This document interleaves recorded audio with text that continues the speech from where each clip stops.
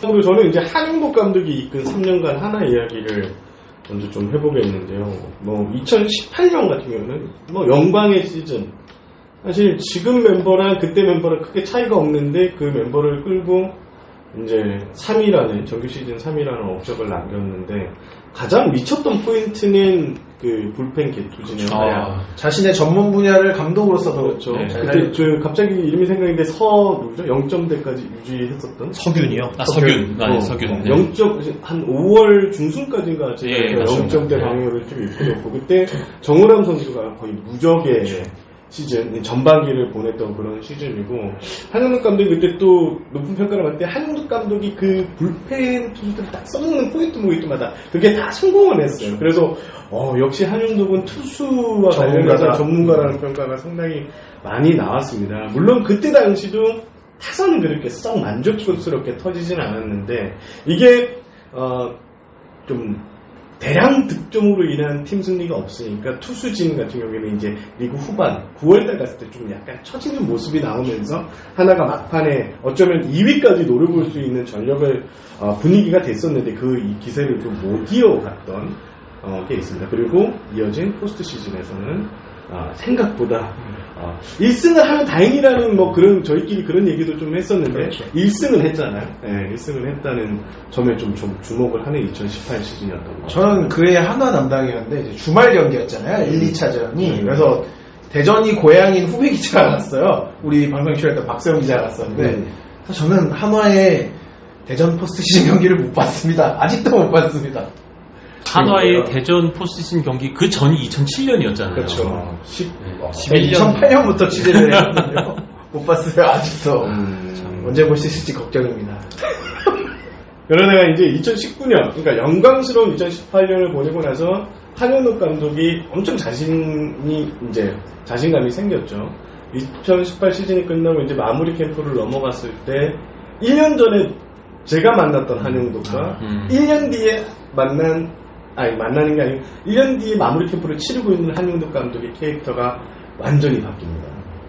2018년 마무리 캠프에서는 뭐라고 얘기를 했냐면 3년 뒤를 보고 그때까지 이제 팀을 만들어가는 과정이라는 걸 강조했는데 2019 시즌에 대해서는 확실히 그러니까 자신의 욕심에 대해서 얘기를 좀 많이 하죠. 그게 바로 이제 꾸준히 우승을 노릴 만한 전력을 좀 만들겠다. 그런 얘기를 했는데, 마무리 캠프 때까지는 상당히 좋았습니다. 그리고, 스프링 캠프도 한 중순까지는, 상당히 분위기가 나쁘진 않았는데, 그런데 그 스프링 캠프 한 2월 말쯤 돼서 뭔가 이상하다는 그 움직임이 좀 여러 곳에서 감지됐던 게 바로 이제 고참 선수들과의 관계인데, 그때 당시만 해도 무슨 일이야? 뭐지? 라고 했는데 고참들은 말은 안 하는데 뭔가 감독님이 너무 바뀐 것 같아요. 1년 전에 봤던 그런 한용덕 감독의 모습이 없어요라는 말을 많이 하게 됩니다. 이미 그 전해 말쯤에 송광민 선수랑 한참 그렇죠. 있었었죠. 있었고 그러다가 이제 터진 게 이제 시범 경기 때였죠. 이제 이용규 선수의 트레이드 항명이라고 해야 되나요? 이제 그게 외부 언론을 통해서 그 사실이 알려지면서 팀 분위기가 어마어마하게 가라앉게 됩니다. 그러면서 제가 그때 당시 정확하게 말씀을 드렸던 게 저도 개인 방송을 하면서 시즌을 앞두고 이렇게 뭔가 구설수에 오르는 팀들의 성적은 무조건 하위권이라고 했는데 그의 하나는 전체적인 이제 상승 기류는 전혀 없었고요. 그냥 꾸준히 하위권을 기록하면서 이제 팀이 9위로 이제 시즌을 마치게 된 걸로 기억합니다. 그리고 이제 압도적인 그 해의 꼴찌였던 롯데가 아니었으면 사실 치열했죠. 다른 그 순위 싸움도 서로 9위를 하겠다는. 네, 한국 감독이 욕심이 많이 생겼어요. 제가 말씀을 드리는 거 보면 이게 팀을 이끌고 가는 과정에서 그러니까 우리가 그걸 볼 수 있는 장면들이 송강민 선수 그랬고 이용규 선수도 그랬고 권혁 선수도 있어요. 네, 권혁 선수 있고 배용수 선수도 좋게 헤어진 케이스는 아니니까. 근데 한영덕 감독이 팀을 좀 고참 선수들에 대한 배려를 하면서 좀 움직였어야 되는데 일단 그냥 나를 따라와라는 좀 이렇게 뭐라고 해야 되지? 그러니까 날 따라가니까 너네들은 무조건 다 따라야 돼 라는 그런 기조가 분명히 있었다고 저는 들었습니다. 내부에서. 근데 고참 선수들도 대부분의 한 10명의 고참 선수들이 있지만 그 중에 한 2명 정도 빼고는 한흥독 감독과의 이 괴리감이, 그러니까 거리가 그때부터 상당히 생겼고, 올해 이제 이게 결정적인 정근우 선수는 아주 잘 따랐습니다. 포지션 선수에서 그렇지 않은 2명 중에 1명은 또 아직 남아있죠. 몰래 잘 고르는 다 따라요? 네. 정근우 선수는 살기 위해서 글러브 3개 갖고 가고요. 정근우 선수 약간 가우 같은 그런 어딜 가도 살아남는. 인정합니다. 맞습니다. 밝아서 그래요. 밝아서. 예! 하고 맡기만 주십시오. 납작 엎드릴 줄 아는 그런 또 성향이. 그 82년생 동기들 중에 다 친한 동기 유일하잖아요. 다 나름 몇몇 선수는 정근우 선수가 있어야지 같이 만났어요. 옛날에 그 생각이 나네요. 네. 그 김진우 선수랑 유재국 선수가 이제 연락책이 있어요. 네, 본인들이 서로 연락을 안 하고 제 충무 코치를 통해서 딱 그런 스타일이죠. 딱 그 정근우 선수가 그런 스타일이죠. 메신저 역할을 참 잘해요. 그 되게 짜증 나거든요. 본인도 아유 직접 연락하지 왜 나한테 연락해? 그럴 수 있는데 그런 걸 좋아하는 사람이 있어요. 내가 있어야 되는구만. 약간 그런 거죠. 2019 시즌의 실패는 결국은 한흥덕 감독이 자신이 구상했던 그 불펜 야구가 전혀 되지 않았고 멤버가 똑같았는데 왜 안 됐을까요? 근데 2018년에 말씀드렸지만 이게 너무 박빙의 순간에서 많이 나오면서 그러니까 어깨가 이닝수가 많은 건 아닌데 이제 좀 더 세게 던지려고 하다 보니까 그게 이제 그런 게 누적이 됐다? 이렇게 보면 될 것 같더라고요. 그것도 있고 저는 사실 2018년에 아시안게임 휴식기가 없었으면 하나가 그렇죠. 진출할 수 있었을까. 그거는 한국 감독 네. 본인도 인정을 그 했어요. 부분에 대해서 저는 되게 부정적으로 봐요. 맞아요. 그게 없었으면 안 됐을 것 같아요. 모든 기운이 좀 따라줬던. 네. 완전 선수들이 퍼진 상태인데 이때 쉬어주니까 완전히 리프레시가 됐죠. 사실 피타고라스 성률로도 하나는 그때 아마 5위인가 6위였을 거예요. 맞아요. 네. 운 좋게 많이 이겼죠. 사실. 그때 제가 기억나는 게 그 올스타 브레이크 때 한흥덕 감독이 그 KBO 이제 외국인 아니죠, 해외 복귀파 선수들 트라이아웃 때 보러 왔었는데 맞아요. 네. 네. 뭐 이제 이런저런 얘기를 그때 수원구장이었었거든요. 근데 그 얘기하다가 이제 취재진 사이에서 그 얘기가 나왔어요. 2008년 한화가 잘 나가다가 그 올림픽 브레이크 끝나고 나서 완전히 미끄러졌었는데 그 당시에 이제 한화가 괜찮았잖아요. 그거 이제 이제 그때 전철을 밟지 않기 위해서 뭐 어떤 준비를 하고 있냐라는 질문 나오니까 표정이 굳더라고요. 뭐 사실 썩 듣기 좋은 질문은 아니었으니까. 근데 결과적으로는 그 시기를 잘 활용을 해서 한화가 이제 다시 올라갔는데, 근데 2019년 한화가 좀 망가졌던 이유 중에 하나가 좀 하주석 선수도 굉장히 컸던 것 같아요. 그렇죠.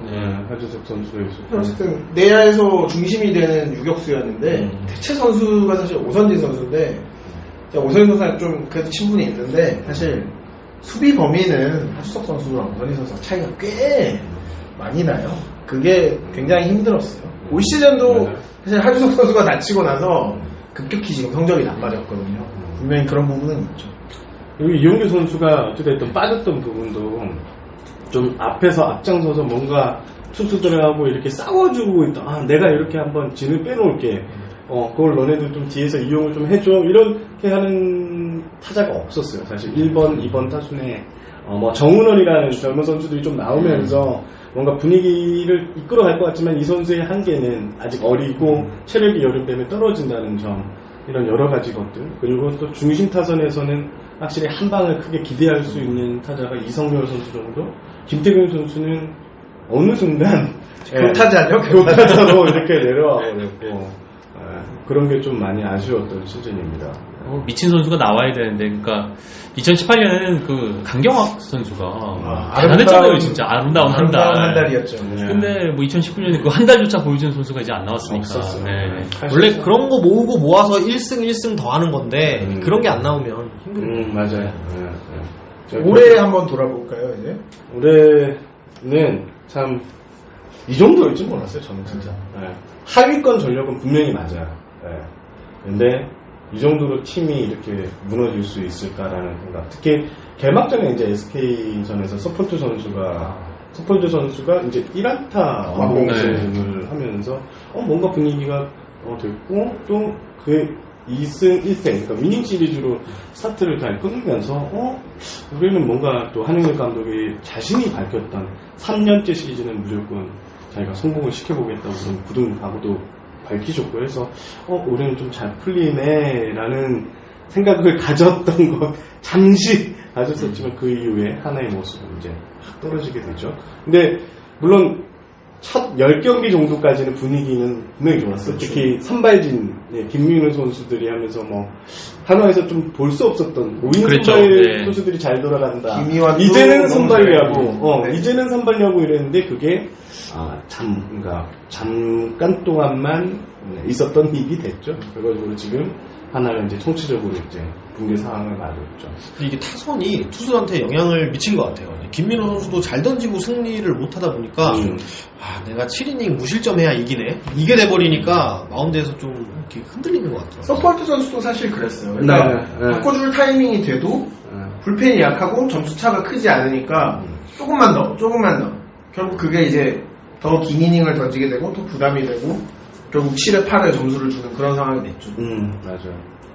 타선에서 진짜 확실하게 때려줄 수 있는 타자들이 없다는 점, 그리고 또 하주석 선수가 다시 또 부상으로 또 빠지고, 그걸 대체할 수 있는 오선진 선수까지 또 부상을 입으면서 아예 이제 유격수 자리에 좀 공백이 생겼다는 점도 컸고, 그런 하나를 두고, 노 기자는 그렇게 이용규만 그냥 빛나는, 돋보이는, 이용규 선수 혼자 싸우고 있다는 느낌이 강할 정도로, 하나 타선에서는 누구 하나, 정재호 선수가 이제 좌익수 자리를 좀 맡으면서 두산에서 가지고 이제 승리 뒤를 좀 심어줬으면 했지만 사실 정유 선수가 주전급 선수라고는 보기 힘들잖아요. 이게 타선 구성을 봐도 이제 정진호 선수 2번, 정진호 선수, 김문호 선수 3번 이렇게 되는데 둘 다 이전 팀에서 지난 시즌에 전력 외였던 선수잖아요. 그렇죠. 전력 외인 선수가 2, 3번을 쳐야 친다는 돼요. 게 원래는 이제 정진호 선수도 제4나 5의 외야수가 되어야 되는 선수인데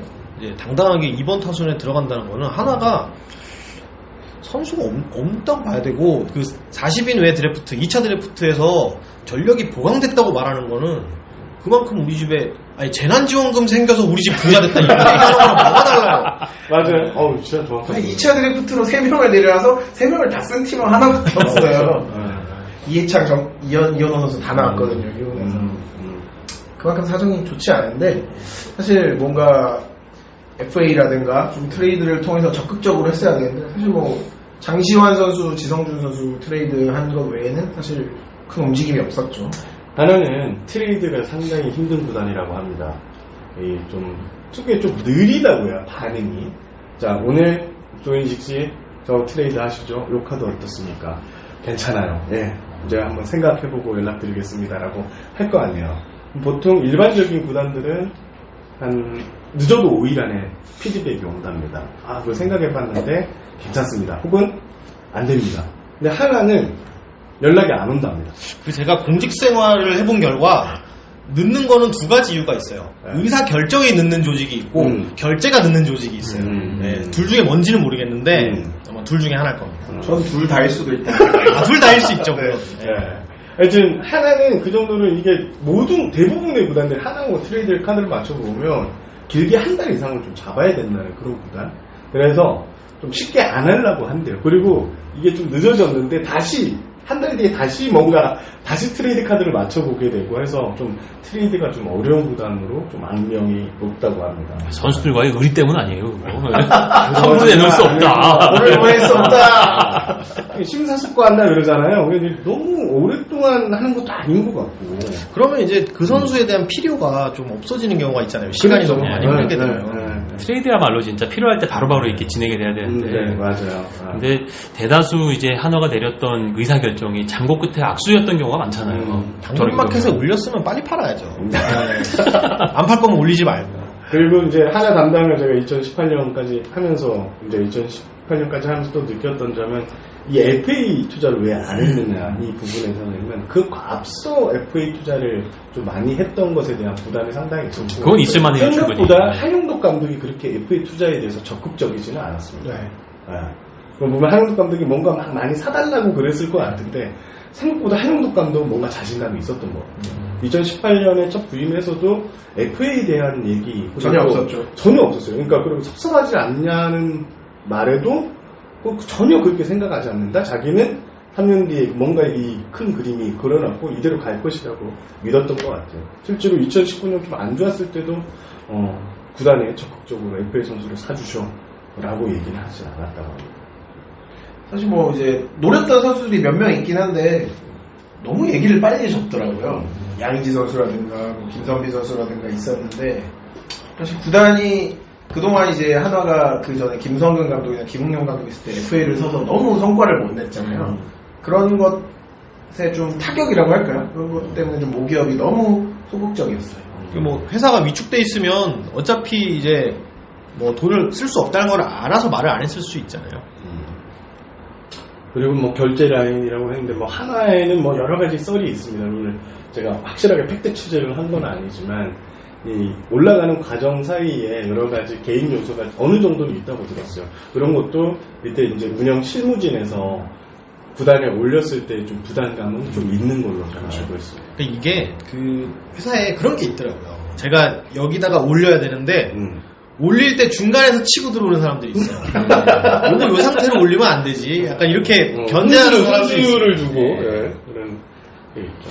그러면 이제 드라마가 딱 좋은 예인데 스토브리그에 보면은 권경민 상무가 나오잖아요.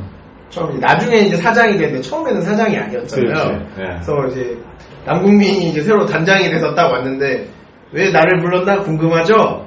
나를 구단주라고 생각하세요? 이런 게 있잖아요. 멘트였죠. 그거의 실제 모델이 거의 하나라고 보시면 돼요. 아 너무 강력한데요 이거. 전 처음에 그 권경민 그 캐릭터가 구단주 대행이 있었던 구단이 롯데잖아요. 그 롯데 이제 예전에 신동인 대행. 네, 신동인 대행이 있었는데 전혀 다른 캐릭터더라고요. 보다 보니까. 하나입니다. 작가님 전화 연결 한번 해보자.